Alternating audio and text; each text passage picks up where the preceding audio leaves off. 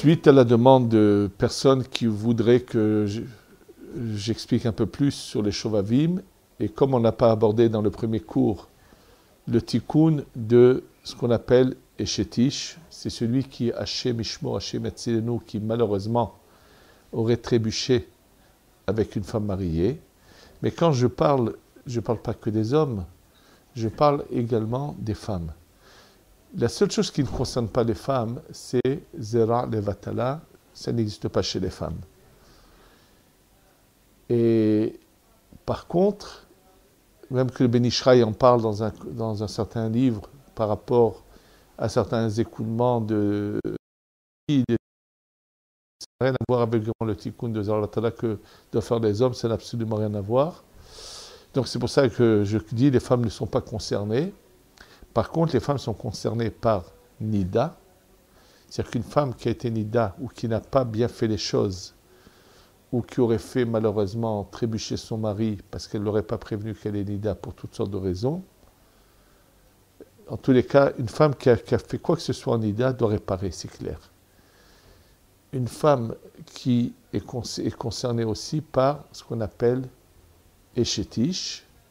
Si elle est mariée et qu'elle a trébuché, c'est très grave. Et également une femme qui a eu une relation avec un goy. C'est les trois cas de figure où les femmes aussi doivent faire des réparations. Et c'est des choses qu'il faut le savoir, sont très graves, et on va donc les expliquer dans l'ordre.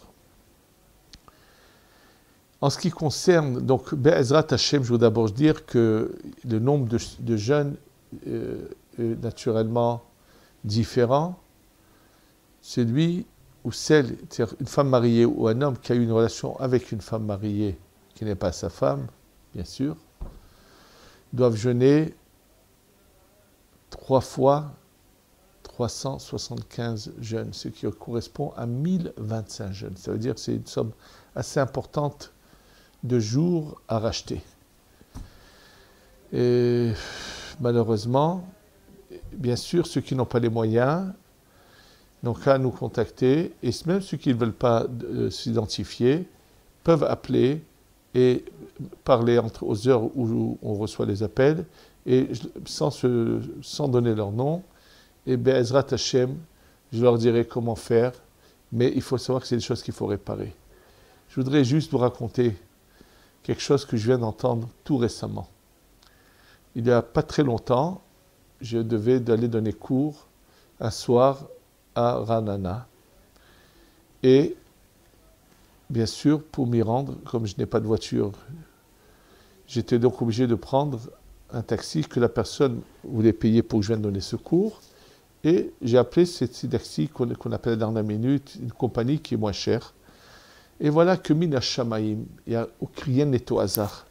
Akadosh Baruch Hu a fait que sur ma route, je suis tombé sur un chauffeur qui paraissait jeune et qui n'avait pas une apparence d'un juif très religieux ou quoi. D'apparence, on ne voyait absolument rien, mais il s'est avéré que j'avais un chauffeur qui avait vraiment une grande âme en lui. Et il m'a raconté, donc en voulant discuter, on a commencé à parler, celui qui a cherché vraiment le dialogue, et il m'a raconté comment lui, il avait fait tchouva, qu'il était d'origine iranienne, de parents, mais presque pas pratiquants, tout juste quelques petites choses comme Kippour, comme peut-être un peu Pessar, mais pas le Shabbat et tout. Et il me dit, tu sais, jusqu'à 24 ans, je travaillais dans la police, je finissais mon travail, j'allais boire, je prenais de la drogue. Bon, malheureusement, il avait une conduite pas du tout morale. Et il m'a dit comment ça s'est passé qu'il a eu l'occasion de se retrouver dans le Nord avec je ne sais qui, et il a été entraîné à aller se tremper dans le mikvé du Harizal. Il m'a dit à l'instant où il est sorti du mikvé du Harizal, il a eu un changement qui s'est fait en lui, mais surprenant. Et toute sa vie a changé. Il m'a dit, il s'est mis à aller pendant une période, il allait régulièrement toutes les semaines, il allait jusqu'à Tzfat pour aller au mikvé du Harizal. Donc, comme il me parlait qu'il allait souvent au mikvé du Harizal, alors tout de suite m'est venu en tête de lui poser la question, est-ce qu'il connaissait quelqu'un qui se trouve souvent, surtout pendant les périodes d'été, près du mikvé du Harizal, et qui chante, qui a d'ailleurs ses propres disques qu'il met dans un appareil, et chante avec ses disques. Et quelqu'un dont l'histoire est impressionnante, c'est quelqu'un qui a eu une mort clinique et qui est revenu à la vie, et qui à la suite de quoi il a fait une chouva. Quelqu'un qui a été pachout, qui était dans un bateau de pêche, et qui a refermé sur lui la porte du congélateur dans le bateau. Et donc, on a sorti son corps, il était congelé. Et les médecins pensaient qu'il n'y avait plus rien à faire avec lui. Un hélicoptère est venu le récupérer et l'emmener à l'hôpital. Bref, une longue histoire avec ce monsieur, et qui est connu en Israël. Et il m'a dit, bien sûr, je le connais, c'est un bon ami avec moi, j'ai beaucoup parlé avec lui. Donc, et lui m'a même raconté dans les détails l'histoire de cette personne, qu'il a entendu de la bouche de la personne, que je connaissais, mais que lui avait entendu. Alors, j'ai eu l'occasion de lui dire, dis-moi, est-ce qu'il t'a dit qu'est-ce qu'il avait vu pendant cette période de mort clinique, puisque certainement son âme a dû monter là-haut, comme c'est le cas de certaines personnes qui ont une mort clinique, qui sont revenues et qui ont raconté ce qu'ils ont vu. Alors il m'a dit non, il n'a jamais voulu me raconter, et quand je l'ai questionné, et parce qu'ils étaient apparemment très liés, il m'a dit non, ça c'est ma vie, je ne veux pas raconter. Il m'a dit il n'a jamais voulu raconter ce qui s'est passé pendant ce moment où son âme était là-haut devant le tribunal céleste. Mais il me dit, mais par contre, il m'a dit un jour, quelqu'un qui est monté dans la voiture, dans le taxi, avec des béquilles, il m'a dit, en parlant avec lui, j'ai compris que j'avais affaire à quelqu'un d'un peu spécial, et il m'a raconté quelque chose de vraiment qui fait frémir et trembler. Cette personne qui montait avec lui dans le taxi, qui était donc un handicapé, avait eu 2 ans avant un accident terrible. Il roulait en scooter et un taxi lui est rentré dessus et lui est monté carrément dessus. Et pour le sortir il était vraiment, pratiquement, on pensait qu'il était mort. Il était sous le moteur de la voiture. Ils ont dû découper la voiture pour le sortir. Ça a été terrible. Et il a raconté, donc, cette personne qui a été donc, malheureusement mutilée, a raconté à ce chauffeur de taxi qui me l'a raconté, qu'en fait, il a eu une mort clinique. Et que la première chose qui s'est passée, c'est que depuis cet accident, où il a été mutilé de manière très grave, et malheureusement, on a dû lui sectionner le membre masculin qu'ont les hommes. Donc, il ne pourra plus, pour la vie entière, avoir une relation avec une femme. Et il a raconté qu'avant cet accident, malheureusement, il était tellement pervers, tellement dans l'immoralité, qu'il n'avait que du plaisir à réussir à faire trébucher des femmes mariées. Son seul plaisir, c'était d'arriver à séduire des femmes mariées et de les faire trébucher. Et il lui a dit, et c'est pour cela que malheureusement, au ciel, on l'a mutilé dans cet accident, mais au lieu de le prendre de ce monde, quand il est arrivé là-haut, on lui a proposé de faire teshuva et qu'on le renverrait dans ce monde. Et il a refusé. Il a dit non, il sait qu'il ne pourra jamais observer le Shabbat. Il a raconté qu'il a vu la physionomie de son grand-père de l'au-delà, qui a beaucoup insisté, et qu'il a refusé. Et comment finalement il a fait teshuva? Il a dit, quand il était dans son lit d'hôpital, il a raconté à ce chauffeur que quelqu'un, un rave, mais que personne ne sait, dont il n'a pas voulu donner le nom, qui apparemment n'est pas connu, mais qui apparemment fait partie de ces saints qu'il y a dans la génération, que nous ne connaissons pas et qui ont de grands pouvoirs. Il a dit, ce rave-là est venu à l'hôpital et a demandé à le voir. Il est rentré dans sa chambre et il n'a pas voulu raconter ce qui lui a été dit. Il lui a dit, mais c'est grâce à ce rave qu'il a fait tchouva. Il ne donne pas plus de détails. En tous les cas, ce qu'il en ressort clairement, c'est que malheureusement, ces choses graves qui sont faire trébucher des femmes mariées, ou même si c'est une femme mariée qui a fait trébucher un homme, ce sont des choses qu'il faut, celui qui a eu le malheur dans sa vie d'avoir commis une telle faute, doit tout faire pour le réparer ou la réparer. Dans le cas où le mari de cette femme a su que sa femme l'a trompé et il a divorcé, il faut que celui qui a malheureusement eu des relations avec elle, même si c'est elle qui l'a fait trébucher, devra demander pardon au mari. Si, par contre, le mari n'est au courant de rien, il n'a pas à lui demander de pardon puisque le mari continue à vivre avec sa femme. Il n'a pas besoin, lui, d'être provoqué, celui qui va provoquer leur rupture et leur divorce. Et une femme qui a ce problème n'a qu'à s'adresser, on lui dira ce qu'il faut faire.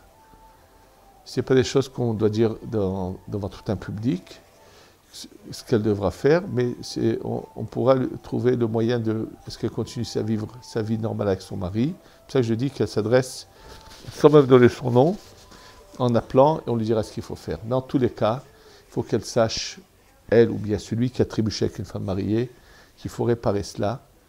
Et que, alors pour cela, Be'ezrat Hashem, nous allons faire un jour de jeûne qui va donc inclure ces 3 tikkunim qui sont ce qui concerne le issour des femmes mariées, ce qui concerne un homme qui a une relation avec une goya ou une femme juive avec un goy. Il faut savoir que celui qui a une relation avec une goya, c'est un grand nombre aussi de jeûnes, 216 jours de jeûne, et que dans le Zohar, il est considéré comme si qu'il se prosternait devant des idoles d'idolâtrie. C'est très, très, très grave.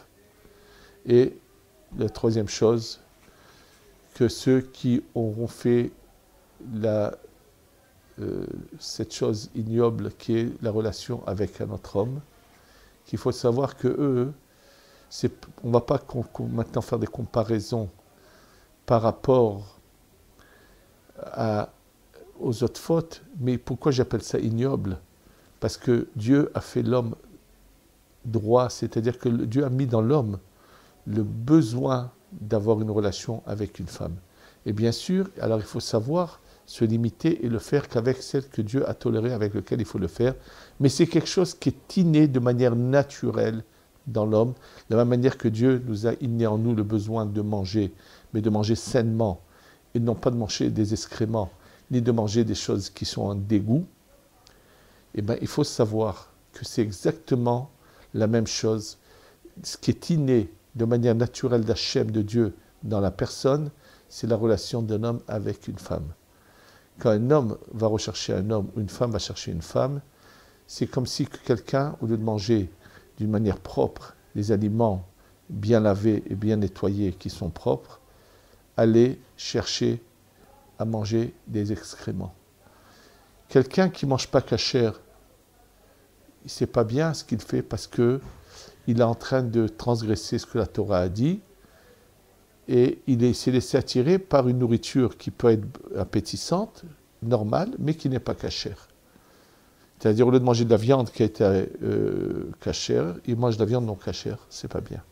Mais quand on verrait quelqu'un prendre des ordures, les ramasser et les manger, on dira, il n'est pas tout à fait équilibré. C'est exactement que de cette optique qui est vue par la Torah, l'homosexualité. Et comme je l'ai dit dans plusieurs cours déjà, que personne ne cherche à nous raconter par la psychologie, la psychanalyse, par tous ces genres de mots que les Français en général aiment beaucoup et qui ne veulent absolument rien dire. J'ai juste une manière de calme conscience plutôt qu'autre chose, ou des justificatifs. Sachez que c'est faux tout cela. Il y a ce que Hachem a inné dans la personne, et il y a ce que l'imaginaire que l'homme veut créer et mettre en lui, et dont il peut facilement se débarrasser.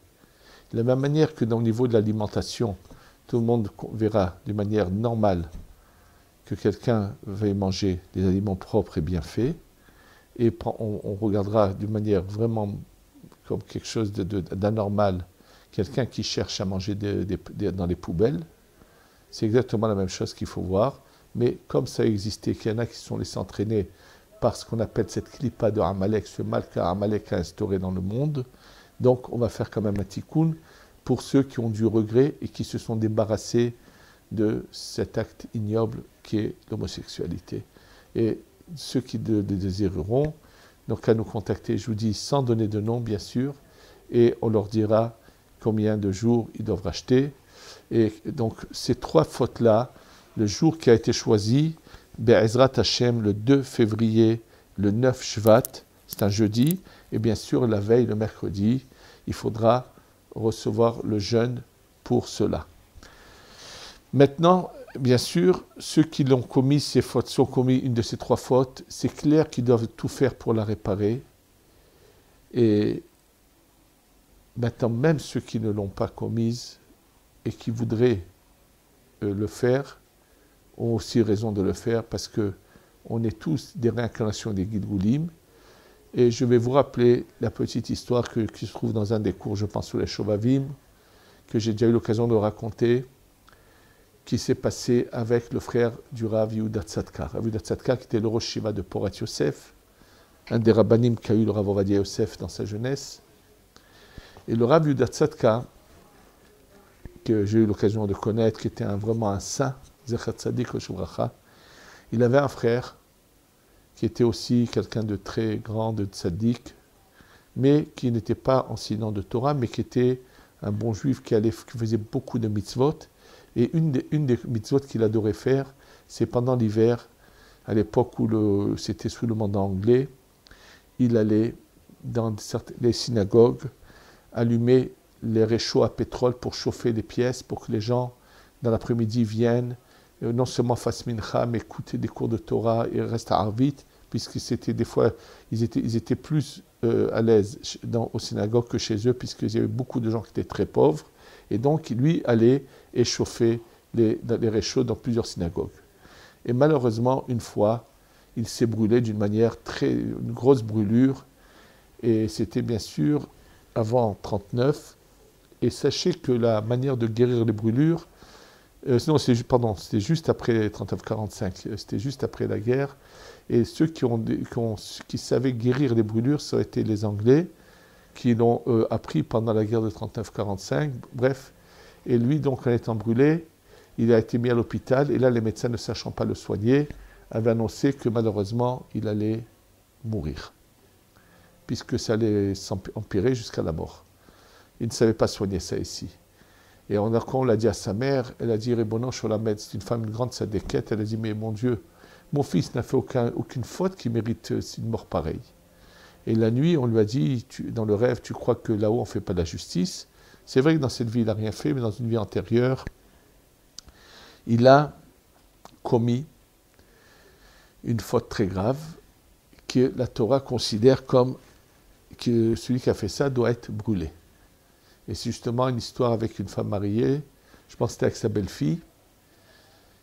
Et quand elle a raconté ce rêve à Rav Yehuda Tzadka, Rav Yehuda Tzadka est parti voir son frère, il lui a dit, écoute, on va faire ensemble le tikkun qu'a écrit le Ben Ish Chai pour cette faute-là. Et la lecture, ils l'ont fait. Et quand ils ont fini ce tikkun, au moment où le Rav Tzadka allait sortir de l'hôpital, quelqu'un l'arrête, lui dit, tu sais, tu as de la chance, un grand professeur anglais vient d'arriver d'Angleterre, et lui sait soigner les brûlures, il est à l'hôtel King David, va le voir avec quelqu'un qui parle anglais, et paye-le, peut-être qu'il voudra venir s'occuper de ton frère. C'est ce qui s'est passé, et donc finalement son frère a été guéri. Donc, on voit, c'est clair que ce tikkun-là va améliorer la vie dans ce monde et effacer les fautes dans l'autre monde. C'est pour ça que je dis tous ceux qui auraient malheureusement trébuché dans ces fautes-là, et même dans les fautes dont on a signalé précédemment, Zaravatala et Nida, et qui ont besoin d'éclaircissement, donc à nous contacter. Donc il y a au total 3 jeudis que nous allons faire. Le premier qui va être dans, qu'on appelle ça, comme on l'a déjà signalé, ça sera le Zaravatala. Celui d'après, ça sera Nida. 2 semaines plus tard, ça sera pour Eshetish, Goya et Mishkav Zachor. Qu'Hachem nous aide à réparer nos erreurs et qu'on ait la Géoula Shlema, Bimera Beyamenu. Amen.